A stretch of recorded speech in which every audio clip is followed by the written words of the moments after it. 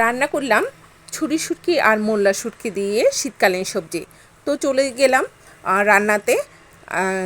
আমি একটি ডেকচি বসিয়ে দিলাম, কিন্তু এখনও উনুন জ্বালানো হয়নি। দিয়ে দিলাম শীতকালীন সবজি, আলু, বেগুন, মূলো, সাথে ছিল শিম।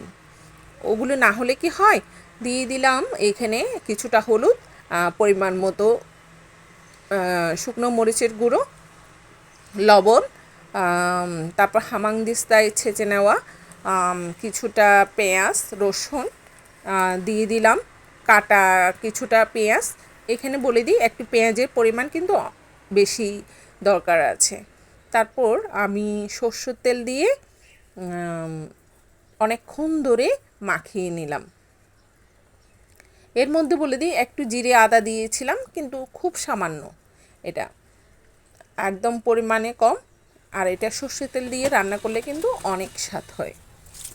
তারপর অনেকক্ষণ মাখার পরে আমি পরিমাণ মতো জল দিয়ে ঢেকে দিলাম। ঢেকে প্রায় 6-7 মিনিট যখন হয়ে উঠবে, তখন আমি দিয়ে দিলাম আমার যে শুটকি ছিল, শুটকি আর কাঁচা মরিচের মধ্যে একটু সর্ষের তেল দিয়ে, যাতে গন্ধটা না ওঠে শুটকির, সেই জন্য আমি মাখিয়ে সেগুলো দিয়ে দিলাম তরকারিতে দিয়ে এটা প্রায় আর 7-8 মিনিট আমি রান্না করে নিলাম। রান্না করে নিয়ে আমি ধনেপাতা দিয়ে এটাকে প্রায় 2-3 মিনিট রেখে তারপর আমার রান্নাটা কমপ্লিট করলাম।